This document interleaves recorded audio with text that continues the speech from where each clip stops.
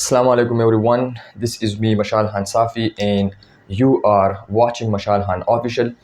तो dear students, आज के लेक्चर में हम बात करने वाले हैं सिंपल पेंडुलम के बारे में कि हमारे पास सिंपल पेंडुलम होता क्या है, इसकी मीनिंग क्या है, इसकी कंस्ट्रक्शन क्या है, किस तरह इसको बनाएंगे, ठीक है, इसकी डिफिनीशन क्या है और इसकी एक्सप्लेनेशन करेंगे, ठीक है, और इसको देखेंगे कि हमारे पास जो सिंपल पेंडुलम है आया ये सिंपल हार्मोनिक मोशन को एग्जीक्यूट करता है कि नहीं, कौन सी कंडीशन होंगे सिंपल पेंडुलम के लिए ताकि वो सिंपल हार्मोनिक मोशन को क्या करे, सिंपल हार्मोनिक मोशन को एग्जीक्यूट करे। ठीक है, तो आइए देखते हैं। सबसे पहले अगर हम सिंपल पेंडुलम की मीनिंग की बात करें तो सिंपल का मतलब है यानी सादा, ठीक है, सिंपल मीन नॉट कॉम्प्लिकेटेड, ठीक है, एंड पेंडुलम मीन कोई भी चीज़ जो ऊपर से इस तरह लटका हुआ हो, मतलब सस्पेंडेड हो और वो फ्रीली क्या कर सकता हो, स्विंगिंग कर सकता हो, टू एंड फ्रो मोशन कर सकता हो,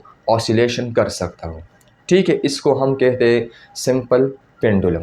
हमारे पास सिंपल पेंडुलम में तीन चीज़ें होती है। नंबर वन, इसमें एक स्मॉल बॉब होती है, मतलब इसमें एक मास होता है, ठीक है, इस मास को हम बॉब कहते हैं सिंपल पेंडुलम में, ठीक है। इसमें हमारे पास एक स्ट्रिंग होती है, जिस तरह हमारे पास ये स्ट्रिंग है, ठीक है, एक स्ट्रिंग होती है और इस स्ट्रिंग को हमने क्या कर दिया है, एक जगह पर इसको एक सपोर्ट के साथ इसको अटैच किया है, ठीक है। तो हमारे पास तीन चीज़ें हैं, स्मॉल बॉब होना चाहिए, एक स्ट्रिंग और एक सपोर्ट होना चाहिए, ठीक है। अब देखो, अगर हम इसकी कंस्ट्रक्शन की बात करें तो यही तीन चीज़ें हैं। इसमें हमारे पास एक स्मॉल बॉब, इसके साथ एक स्ट्रिंग और वो स्ट्रिंग हमने क्या कर दिया होगा, एक सपोर्ट के साथ अटैच किया होगा, ठीक। इसको हम कहते हैं सिंपल पेंडुलम, क्योंकि अब ये क्या है, सस्पेंडेड है, ठीक है।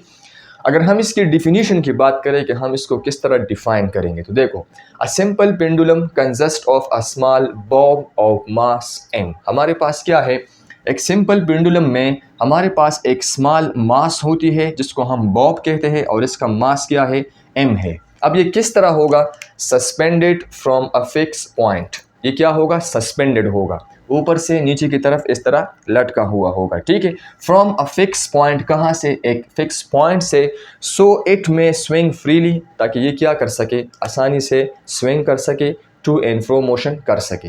इसी को हम क्या कहते हैं, इसी को हम सिंपल पेंडुलम कहते हैं।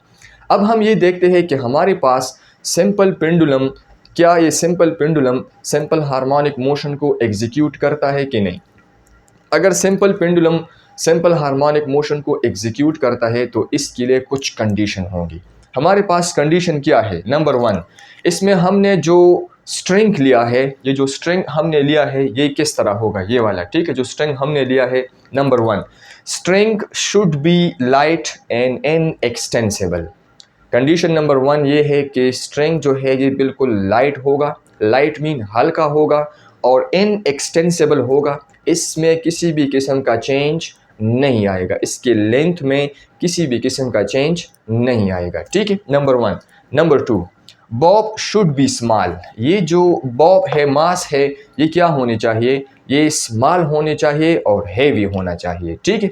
Number three, amplitude should be small, इसमें जो हमारे पास एम्पलीट्यूड है वो स्मॉल होना चाहिए, या अगर हम दूसरी अल्फाज में कहें तो पेंडुलम में हमारे पास जो एंगल बन रहे हैं वो 15 से कम होना चाहिए। क्यों, अब इसको एक्सप्लेन करते हैं। एम्पलीट्यूड का सिंपल मतलब ये है कि ये बॉब है, अभी जिस पोजीशन पे है इसको हम कहते हैं मीन पोजीशन। मैं इस मीन पोजीशन से इसको इस तरह डिस्प्लेस कर रहा हूँ, तो इस मीन पोजीशन से मैंने इसको कितना डिस्प्लेस किया है, ये इसका एम्पलीट्यूड कहलाता है। क्या कहलाता है, एम्पलीट्यूड। तो ये एम्पलीट्यूड क्या होना चाहिए, ये एम्पलीट्यूड इसमें कम होना चाहिए, क्या होना चाहिए, कम होना चाहिए, ठीक है। अब ऐसा क्यों है, because motion should be in a single plane, क्योंकि सिंपल हार्मोनिक मोशन में जो मोशन हम स्टडी करते हैं वो एक सिंगल प्लेन में होना चाहिए, ठीक है। ये एक करो पाथ को फिर क्या करेगा, ये एक करो पाथ को फिर इख्तियार करेगा। अगर हम इसको क्या करें, इसका एम्पलीट्यूड ज़्यादा करें तो फिर ये एक सर्कुलर मोशन करेगा, ठीक है। तो इसीलिए ये एम्पलीट्यूड कम होना चाहिए ताकि ये स्ट्रेट लाइन मोशन करे। क्या करे? स्ट्रेट लाइन मोशन करे, क्योंकि सिंपल हार्मोनिक मोशन के लिए यही कंडीशन है कि body must be in a same plane, ठीक है। ये एक सिंगल प्लेन में होना चाहिए, ठीक है। अब हमारे पास जो सपोर्ट है, यहाँ पर जो हमने सपोर्ट दिया है वो किस तरह होना चाहिए? Support must be rigid. ये क्या होने चाहिए? रिजिड, सख्त होने चाहिए और फ्रिक्शन लेस होने चाहिए, ठीक है। अब इसमें हमारे पास ये तो कुछ कंडीशन है किस चीज़ के लिए? स्ट्रिंग के लिए, बॉब के लिए और इसके मोशन के लिए, ठीक है। अब यहाँ पर हम देखेंगे ये जो हमारे पास वेट, ये स्ट्रिंग है, ठीक है। तो ये स्ट्रिंग वेट लेस होना चाहिए। वेट लेस का मतलब क्या है? सबसे पहले इसको समझ ले, ठीक है। वेटलेस का मतलब ये है कि यहाँ पर जो स्ट्रिंग हमने लगाया है और यहाँ पर जो बॉब हमने लगाया है, जिसको हम मास कहते हैं, इस स्ट्रिंग की जो वेट है कंपेयर टू दिस बॉब, ये नश के बराबर होगा। किसके बराबर होगा? नश। वेटलेस होगा कंपेयर टू मास। किसकी? इस मास के। मतलब इसका तो मास है, लेकिन इसका जो स्ट्रिंग है इसका कोई भी वेट नहीं होगा कंपेयर टू इस मास की, ठीक है। तो ये था हमारे पास कुछ कंडीशन, यही हमारे पास क्या थे? ये कुछ कंडीशन थे, ठीक है। अब इसके बाद दो तीन कंडीशन और है। नंबर 1, जब भी हम क्या करते हैं, सिंपल पेंडुलम को लेते हैं, तो जो हमारे पास सिंपल पेंडुलम होगा इसमें किसी भी किस्म का फ्रिक्शन नहीं होगा, यानी यहाँ पर ये फ्रिक्शन लेस होगा। इसमें किसी भी किस्म का रुकावट डालने वाला फोर्स नहीं होगा, ना सपोर्ट में होगा, ना यहाँ पर स्पेस में होगा, ठीक है। जब ये स्विंगिंग करेगा तो इसको रोकने वाला कोई भी किसी भी किस्म का फोर्स नहीं होगा, तो इसी को हम कहते हैं फ्रिक्शन लेस, ठीक है। यहाँ पर रुकावट डालने वाला कोई फोर्स नहीं होगा। मतलब ये है कि ये एक आइडियलाइज मॉडल है, ताकि इसमें हम आइडियलाइज मॉडल लेते हैं ताकि कैलकुलेशन क्या हो, कैलकुलेशन जो है वो एक्यूरेट और प्रिसाइज हो, ठीक है। अब हम क्या करते हैं, इसको एक्सप्लेन करते हैं। जब हम क्या करते हैं, इस पेंडुलम को हम, इस बॉब को हम डिस्प्लेस करते हैं यहाँ तक, ठीक है, और इसको छोड़ देते हैं, तो ये क्या करते हैं? तो ये टू एंड फ्रो मोशन कर रहा होता है। कहाँ से? एक फिक्स पॉइंट से। सबसे पहले इसको डिस्कस करते हैं। ये हमारे पास क्या है, जब हम एक मास को एक स्ट्रिंग के साथ अटैच करते हैं तो वो स्ट्रिंग इस तरह स्ट्रेच हो जाती है। This is called tension. इसको हम क्या कहते हैं? टेंशन फोर्स कहते हैं या जस्ट टेंशन कहते हैं, ठीक है। ये कांटेक्ट फोर्स है। अब ये जहाँ पर नेचुरली स्टे कर रहा है, this point is called mean position. इसको हम क्या कहते हैं? मीन पोजीशन कहते हैं, या इसको हम इक्विलिब्रियम पोजीशन कहते हैं। क्या कहते हैं? इक्विलिब्रियम पोजीशन, या इसका एक फिक्स पॉइंट है, ठीक है। इस मीन पोजीशन पे यहाँ पर इसका डिस्प्लेसमेंट क्या होगा? डिस्प्लेसमेंट x, ये 0 होगा। इसमें नेट फोर्स जो है वो क्या होगा? वो 0 होगा यहाँ पर, ठीक है। और यहाँ पर टेंशन, नीचे की तरफ वेट है, ऊपर की तरफ टेंशन है, तो वेट और टेंशन ये दोनों क्या होंगे? ये बराबर होंगे। तो इस पर नेट फोर्स जो आएगा वो क्या होगा? वो 0 होगा। और अगर हम यहाँ पर एक्सेलरेशन की बात करें तो एक्सेलरेशन भी यहाँ पर क्या है? अभी इस वक्त 0 है। तो ये बॉडी जिस हालत में है इसको हम कहते हैं इक्विलिब्रियम पोजीशन, या इसको हम कहते हैं कि अभी ये बैलेंस कंडीशन में है, ठीक है। अब हम क्या करते हैं? इसको यहाँ से डिस्प्लेस करते हैं। क्या करते हैं? डिस्प्लेस। जब हम डिस्प्लेस करेंगे तो ये टू एंड फ्रो मोशन करेगा। कहाँ से? इस मीन पोजीशन से। अब जब भी एक बॉडी ऑसिलेशन करती है, वाइब्रेशन करती है, या सिंपल हार्मोनिक मोशन करती है, तो इसकी 2 एक्सट्रीम पोजीशन होती है। कितने? 2। एक एक्सट्रीम पोजीशन ये है जहाँ तक आपने इसको लेके आया है, तो इसका एक एक्सट्रीम पोजीशन ये है, ठीक है। इसको हम कहते हैं एक्सट्रीम, एक्स और पी लिखूंगा, ये एक एक्सट्रीम पोजीशन है, ठीक है। और दूसरा एक्सट्रीम पोजीशन ये है। तो हर एक ऑसिलेशन मोशन की 2 एक्सट्रीम पोजीशन होती है और एक मीन पोजीशन होता है, ठीक है। अब इसके बाद क्या करते हैं? जब हम इसको डिस्प्लेस करते हैं यहाँ तक लेके आते हैं, ठीक है। अब यहाँ पर हमारे पास क्या है? हमने इस पे वर्क डन किया है। जब वर्क डन किया है तो वो वर्क डन इसमें स्टोर हुआ है, ठीक है। अब इसमें स्टोर हुआ है तो हमारे पास, आपने एक बात याद रखनी है कि वेट जो है वो हमेशा नीचे की तरफ होता है। वेट किस तरफ होता है? वेट हमेशा नीचे की तरफ होता है। तो यहाँ पर अगर हम इसको देख लें तो वेट हमारे पास क्या है? वेट जो है वो हमारे पास हमेशा नीचे की तरफ होता है, इस तरह, ठीक है। वेट इस तरफ है और टेंशन हमारे पास किस तरफ है? टेंशन का डायरेक्शन ये है, ठीक है। अब यहाँ पर देखो, वेट का डायरेक्शन हमेशा नीचे की तरफ, टेंशन हमारे पास इस तरह है, ठीक है। तो मोमेंटरीली यहाँ पर हम ये देखेंगे कि ये वेट और टेंशन एक दूसरे को कैंसिल आउट नहीं करता। जब ये एक दूसरे को कैंसिल आउट नहीं करता तो यहाँ पर हम क्या करेंगे, यहाँ पर इस वेट की कंपोनेंट को हम रिजॉल्व करेंगे। क्या करेंगे, इस वेट को हम क्या करेंगे, रिजॉल्व करेंगे। तो हमने रिजोल्यूशन ऑफ फोर्स पढ़ा है। क्या पढ़ा है, resolution of force. Class 9th में चैप्टर नंबर 4 में रिजोल्यूशन ऑफ फोर्स पढ़ा था। उसमें हमने कहा था कि हमारे पास क्या हो, मैं यहाँ पर थोड़ा सा एक्सप्लेन करूँगा, ठीक है। हमारे पास एक फोर्स हो, ठीक है, ये हमारे पास एक फोर्स है और इसको हम एक कोऑर्डिनेट सिस्टम में ले लें इस तरह, ठीक है। तो ये हमारे पास एक्स कोऑर्डिनेट है, एक्स एक्सिस है, ये हमारे पास वाई एक्सिस है, ठीक है। अब हम क्या करेंगे, इस फोर्स को रिजॉल्व करेंगे। रिजोल्यूशन का मतलब है the splitting of a force into its perpendicular components. तो इसके दो परपेंडिकुलर कंपोनेंट्स बनाएंगे। तो एक परपेंडिकुलर कंपोनेंट्स ये है, ठीक है, ये हमारे पास एक परपेंडिकुलर कंपोनेंट है और एक हमारे पास परपेंडिकुलर कंपोनेंट ये है। ये एक्स एक्स के साथ एक परपेंडिकुलर ये है, वाई एक्सिस के साथ एक परपेंडिकुलर ये है, ठीक है। अब यहाँ पर देख लें, ये एफ है तो इसको भी हम एफ कहेंगे, इसको भी हम एफ कहेंगे। तो इसका ये जो कंपोनेंट्स, इस एफ का जो हिस्सा आया है, कंपोनेंट आया है, वो एक्स एक्सिस पे आया है, तो इसको हम एफ एक्स और इसको हम एफ ऑफ वाई कहेंगे। यहाँ पर हमारे पास क्या बन रहा है, एंगल बन रहा है जिसको हम थीटा कहते हैं।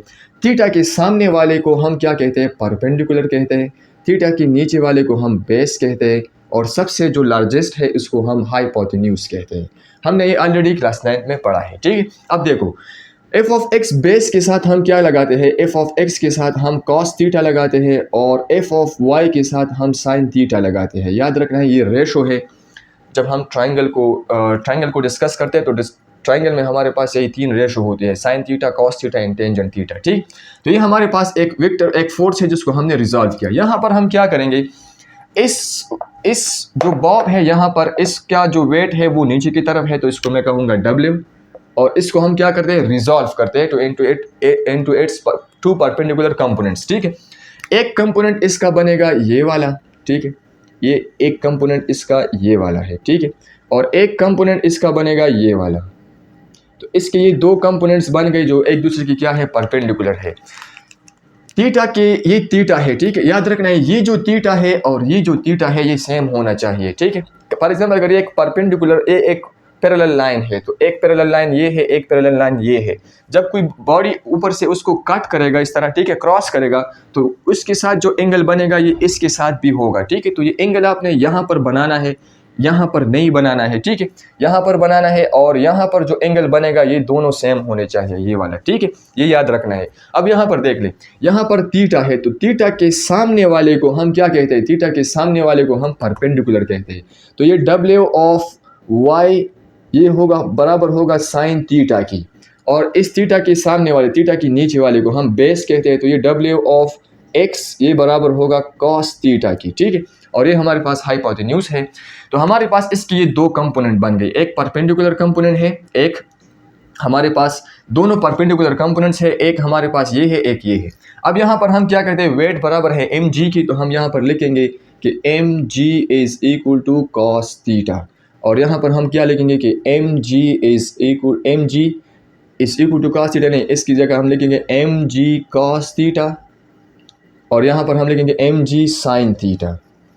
अब यहाँ पर देख ले, ठीक है, ये वाला कंपोनेंट्स और टेंशन वाला कंपोनेंट्स ये एक दूसरे को क्या करेगा, ये एक दूसरे को कैंसिल आउट करेगा। जब ये कैंसिल आउट करेगा तो यहाँ पर रिस्टोरिंग फोर्स का काम कौन करता है, यहाँ पर रिस्टोरिंग फोर्स का काम जो है वो साइन थीटा कर रहा है, ठीक है।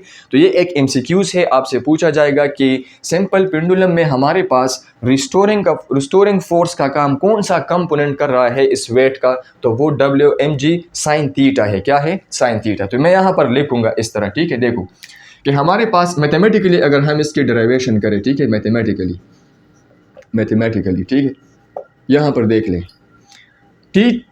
टेंशन बराबर है एम जी कॉस थीटा की, किस चीज़ के बराबर है, M G sine cos theta की। तो ये एक दूसरे को कैंसिल आउट करेगा क्योंकि एक दूसरे की क्या है, इस तरह है, पैरेलल है। अब यहाँ पर देख लें, जब ये एक दूसरे को कैंसिल आउट करेगा क्योंकि ये इसके साथ कैंसिल होता है, बैलेंस होता है, ठीक है। तो यहाँ पर काम रिस्टोरिंग फोर्स का काम कौन कर रहा है, रिस्टोरिंग फोर्स का काम यहाँ पर एम जी साइन थीटा कर रहा है, तो यहाँ पर हम कहेंगे कि रिस्टोरिंग फोर्स का डायरेक्शन जो है वो always directed towards the mean position होता है। और डिस्प्लेसमेंट, अगर हम इसको इस तरह डिस्प्लेस कर रहे हैं तो ये क्या कर रहा है, डिस्प्लेसमेंट कवर कर रहा है, तो डिस्प्लेसमेंट का direction away from the mean position होता है। तो यहाँ पर रिस्टोरिंग फोर्स बराबर है किसकी, minus M G sine theta की। अब यहाँ पर देख लें, ठीक है, हमने लगाया है माइनस एम जी। ये माइनस इसीलिए लगाया है क्योंकि डिस्प्लेसमेंट का डायरेक्शन हमेशा from the mean position to away from the mean position होता है और रिस्टोरिंग फोर्स का direction towards the mean position होता है, ठीक है। इसीलिए यहाँ पर हम क्या करते हैं, माइनस लगाते हैं। लेकिन यहाँ पर अगर हम डिस्प्लेसमेंट की बात करें तो यहाँ पर हम ज़्यादातर किस चीज़ की बात करते हैं, एंगल की बात करते हैं। किस चीज़ की, यहाँ पर जो एंगल बन रही है ये एंगल हम थीटा में मेजर करते हैं, ठीक है। तो इस थीटा की बात करेंगे, ये एंगुलर डिस्प्लेसमेंट है। इसका मतलब ये है कि अगर एम्पलीट्यूड कम हो तो इसका मतलब ये है कि डिस्प्लेसमेंट भी कम होगा। मतलब ये है कि अगर हमारे पास यहाँ पर डिस्प्लेसमेंट की जगह हम क्या लेंगे, डिस्प्लेसमेंट की जगह यहाँ पर हम थीटा को लेंगे। देखो, थीटा जितना कम होगा डिस्प्लेसमेंट कम होगी, रिस्टोरिंग फोर्स भी कम होगी। मैं थीटा को ज़्यादा कर रहा हूँ तो थीटा जितना ज़्यादा होगा, when the theta is increase the displacement is increase, क्योंकि डिस्प्लेसमेंट हम away from the mean position लेते हैं, the restoring force is also increase, ठीक है। तो यहाँ पर डिस्प्लेसमेंट की जगह काम कौन कर रहा है, डिस्प्लेसमेंट की जगह हम थीटा को लेते हैं और थीटा जितना ज़्यादा होगा डिस्प्लेसमेंट उतनी ज़्यादा होगी, रिस्टोरिंग फोर्स भी उतनी ज़्यादा होगी, ठीक है। तो यहाँ पर थीटा क्या होने चाहिए, वो स्मॉल होना चाहिए। तो ये याद रखना है, it should be less than 15 degree, ठीक है। तो यहाँ पर हमारे पास क्या है, ये इसीलिए नेगेटिव साइन को लगाया है क्योंकि डिस्प्लेसमेंट का डायरेक्शन इस तरफ है और रिस्टोरिंग फोर्स का डायरेक्शन उस तरफ से है, ठीक है। अब यहाँ पर देख ले, हम क्या करते हैं, इसको इक्वेशन का नाम देते हैं इक्वेशन नंबर 1। अब देखो हमारे पास क्या है, हमने पढ़ा था कि साइन थीटा और बेस है यहाँ पर कॉस थीटा, ये रेशो है, क्या है, रेशो। तो आपने याद रखना है कि some people have curly brown hair through proper brushing. Some people have, ठीक है। इसका मतलब ये है कि साइन थीटा बराबर है परपेंडिकुलर बाय हाइपोटेन्यूज की, ठीक है। Cos theta curly brown hair, cos theta बराबर है किसकी, बेस बाय हाइपोटेन्यूज की, ठीक है। इस तरह टेंजेंट होगा। यहाँ पर साइन थीटा किसकी बराबर है, यहाँ पर देखो साइन थीटा बराबर है किसकी, परपेंडिकुलर बाय हाइपोटेन्यूज की। किसकी बराबर है, परपेंडिकुलर बाय हाइपोटेन्यूज की, ठीक है। तो यहाँ पर परपेंडिकुलर कंपोनेंट कौन सा है, ये वाला है। तो जितना एंगल ज़्यादा होगा डिस्प्लेसमेंट ज़्यादा होगी, और ये हमारे पास क्या है, लेंथ है। तो परपेंडिकुलर हमारे पास क्या है, sine theta is equal to, perpendicular हमारे पास x है और हाइपोटेन्यूज हमारे पास l है। तो साइन थीटा किसके बराबर हुआ, x बाई l की बराबर हुआ, ठीक है। अब हम क्या करते हैं, अब इसकी जगह हम क्या, इस साइन थीटा की जगह हम क्या पुट करेंगे, x बाई l।